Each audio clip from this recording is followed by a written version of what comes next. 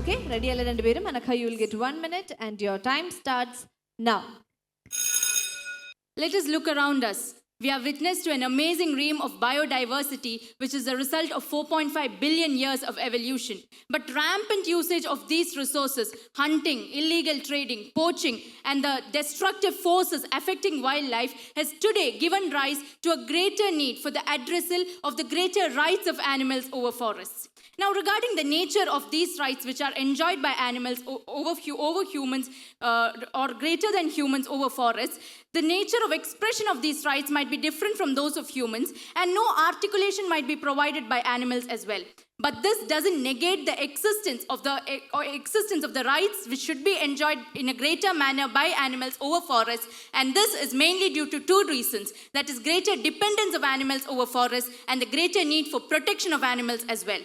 In the famous Jallikattu case, this Honorable Supreme Court of India held that the survival or existence of animals extends to being beyond instrumental value to humans, and this should be kept in mind as well. Yes, Anakhയുടെ സമയം അവസാനിക്കുകയാണ്. Now Gopika, you will get 1 minute and your time starts now. I am in favor of the rights of human beings, and I am in favor of the rights of animals. That is the way of the wholesome of human beings. These are the words by the greatest person, Abraham Lincoln. I would like to state that when we are speaking about the rights of the animals into the forest, it is equally important to speak about the rights of the humans, especially the forest dwellers within the forest, who is actually the essence in maintenance of this ecological balance within a forest. The Forest Rights Act of 2006 is actually providing much more emphasis onto the protection of the human dwellers whose main occupation relating towards the forest, which has been historically speaking include about the logging as well as the natural, as well as they are dependent upon the natural resources. These rights which has been protected under the Forest Rights Acts gives emphasizes towards the human beings' rights over the forest. In the case of the Orissa Mining Corporation versus the Ministry of this Environment and the others, the Supreme Court has actually remarked that the forest dwellers whose primary sources of income comes from the forest needs to be protected. Right, Anakha and Gopika, you guys would get 5 minutes for the debate and your time starts now. Let me begin with the opening statement of my worthy opponent. She said about the coexistence of rights of humans and animals in the forest. Let me take my opponent back in history into the islands of Madagascar, where 1,500 years ago the first humans set foot on the island. And as per the data provided by the book Sapiens, written by Yuval Noah Harari, in the Madagascar Islands, 1,500 years ago, when the first humans set foot, giant lemurs and giant elephant birds, which were species unique to the Madagascar Islands, became extinct due to the prevalence of humans in the forest, or due to the prevalence of humans in islands. Gopika? The statement which I have propounded in my initial speech is actually regarding about another thing or the case law which comes in WWF versus the Union of India, which the court has emphasized upon the importances of the anthropocentrism than the ecocentrism, which actually speaks that the importances of the human dwellers is important rather than the animals, which does not speak that the animals do not have rights over the forest, but there is a predominance of the rights by the human beings over the forest. And also the statement is also connected towards the Bhuri Committee's recommendations on the forest dwellers. Right, Anakha? My opponent mentioned the World Wildlife Fund. Let me bring to her the same report brought out by WWF, which stated that between 1970 to 2020, 67% of the wildlife has been declined. And regarding the coexistence of rights, which have been reiterated by my worthy opponent, let me remind you that when coexistence of rights comes into question, the moral corruption of humans is the crux of this debate. And due to this moral corruption, the coexistence between these rights cannot be effectively implemented, and thus greater rights, which is inherent in animals, should be granted to them and addressed as well. Humans are morally corrupted. When the issues of the corruptions are basically being addressed, it is also equal to address about the legislation, that is the Biological Diversity Act of 2002, which speaks about the forest dwellers as equally having a right over the forest regarding their spiritual beliefs as well as their traditions comes from the forest, which needs to be protected throughout their generations, which emphasizes the rights of the human beings over the forest rather than the animals, and which we can also statement about the Consumer Education Research Society versus Union of India. The Gujarat High Court has also said that in order to maintain the ecological balance, it is important to emphasize onto the human rights over the forest rather than the rather than the animals. Yes. I'm glad that my friend has brought out the question of legislation. This takes us to the larger picture of the implementation of the loopholes in the implementation of these legislations as well.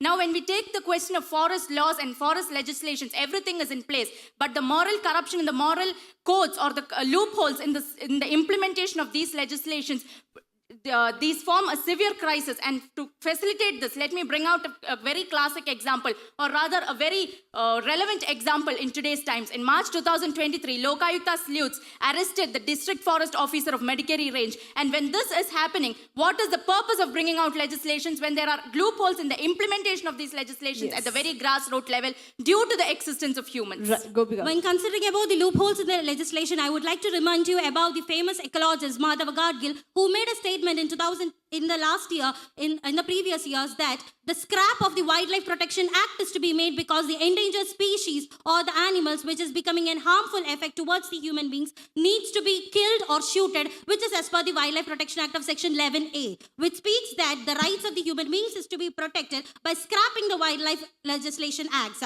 So since that act is enabled, then there is no loopholes in the cases of legislation. Right, Anagha? But let me remind you that all the acts which are being done by humans, we should first look at the reason and the very purpose of these acts, or these acts which are being committed by humans. They are driven by larger and more dangerous causes such as greed, lust, abuse of dominance, and other factors which are alien to animals. Whatever animals do, or the existence of animals, or the slight adverse impacts caused by animals is merely due to their primitive instincts for survival, which is of a much lesser quantum in danger as compared to those committed by humans. Humans are destructive. When such an amount of human beings do actually exist in our society, it is also important to look onto the tribal community, basically the Kapur community, in which the Kapur community chief of Itahur in the Brazilian forest has remarked a statement that when the forest dies, we first dies, which speaks about they are the persons who are trying to protect the forest, which will be emphasizing more rights over the rights of the human beings over the forest rather than the animals. Anagha?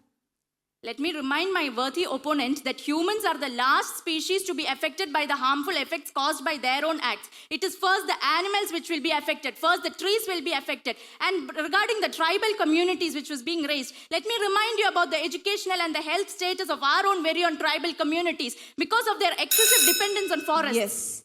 Anagha and Gopika, your time has ended. Now we move to the judges' question session. Anagha, Gopika, it was a pleasure to listen to two legal experts battling it out, the issue. Now, I think you spoke something about what happened in Madagascar 1,500 years ago. Yes, sir. Because human beings invaded the island, some species went extinct, right?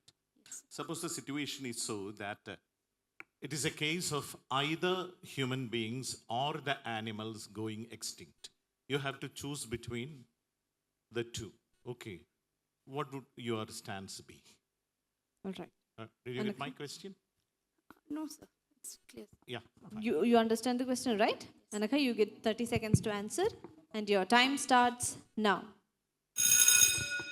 The Madagascar island is representing the first wave of extinction, which happened due to the existence of foragers. Then we had the second wave of extinction due to farmers, and now the third wave of extinction due to the Industrial Revolution. Now, looking at all these reasons, it is quite evident that humans have the ability to process forest resources and take it to their own settlements and have an advanced ability over animals, whereas animals still depend on their primitive instincts. And thus, I once again assert, keeping very much in for the motion, that Right. the due preference should be given to animals over humans. Yes. Anagha, now we move to Gopika. Suppose animals had the capacity to speak like us human beings, what would be one request or message that you wanted to convey to the human world? That clear? Is the question clear, Gopika? So can you please repeat the question? Suppose animals gain, the capacity to speak like us human beings. What is one message on behalf of the animal world you would like to give to the human beings? Is it clear, Gopika? All right. So your 30 seconds starts now.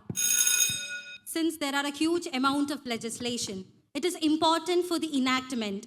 But the justice delayed is justice denied. When considering about the legislations, if it is not properly implemented, then it won't provide any benefits. Similarly, the animals will have to speak that if there are many legislation for them, then that needs to be implemented accurately, which will be possible only with the help of the human beings. And that will be the message an animal will be can provide while speaking.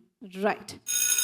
Yes. So thank you so much, Anaka and Gopika. Please do shake your hands before you leave the stage. Thank you. Let me invite the next pair onto stage. Federal Bank Speak for India, Kerala Edition Season 8 in association with Madhur Bhumi.